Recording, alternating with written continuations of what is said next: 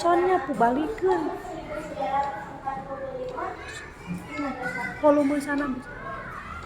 Nah, bagian yang dibawa oleh Amerika itu adalah pusat militernya Jepang. Sultan Syahrir adalah tokoh utama yang mendengar kabar itu. Lantas para golongan tua dan muda itu pada, kalau bahasa singkatnya sih kayak yang berdebat. Jadi para golongan tua itu mengusulkan agar proklamasi itu jadi kayak yang lama. Tapi golongan-golongan muda menginginkan agar proklamasi itu dilakukan secepat-cepatnya. Maka oleh sebab itu Soekarno dan Bung Hatta diculik oleh Soekarno ke Rengas Dengklok. Setelah diculik, lalu ada laksamana yang dari Jepang, namanya Maeda. Nah, Maeda ini bekerja sama untuk membuat teks proklamasi. Lalu pada keesokan harinya di Jalan Tugasan nomor 56 segera dilaksanakan proklamasi. Beginilah teks proklamasinya, dan saya akan bacakan berdasarkan rekaman yang aslinya. Proklamasi. Kami, bangsa Indonesia, dengan ini menyatakan kemerdekaan Indonesia. Hal-hal yang mengenai pemindahan kekuasaan dan lain-lain diselenggarakan dengan cara saksama dan dalam tempo yang sesingkat-singkatnya. Jakarta, 17 Agustus tahun 1945, atas nama bangsa Indonesia, Soekarno-Hatta. Saat itu juga bendera Indonesia pertama kali dikibarkan. Saya mau bertanya, ada yang tahu nggak kain yang digunakan bendera itu pakai kain apa?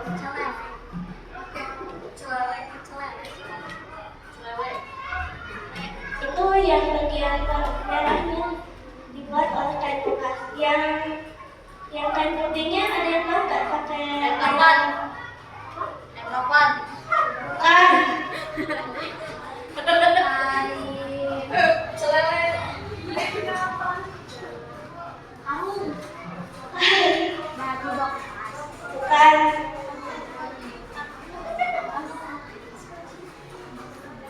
Jadi nggak ada yang tahu?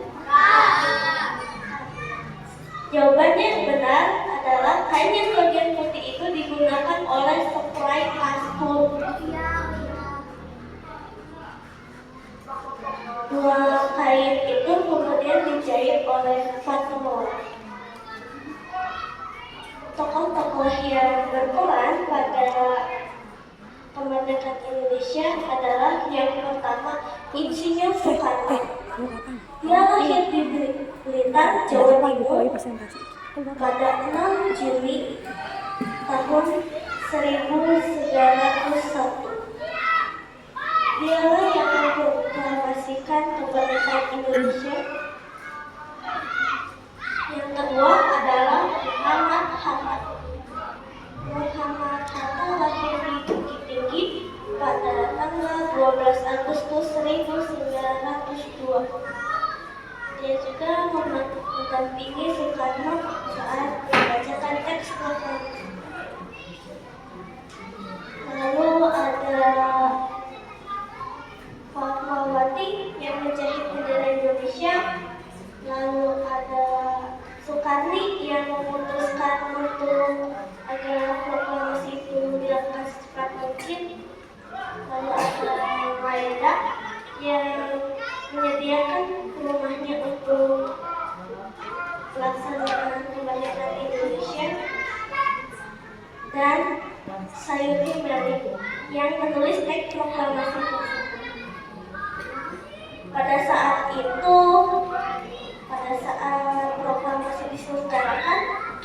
Soekarno sebenarnya lagi kurang sehat. Nah, saya akan menjelaskan makna dari teks proklamasi ini. Ini yang saya dapatkan dari berbagai sumber. Dalam teks proklamasi itu ada kata pada tempo yang sesingkat-singkatnya. Itu menunjukkan bahwa kemerdekaan itu nggak boleh ditunda, dan harus segera dilaksanakan. Lalu ada juga di mana Soekarno dan Hatta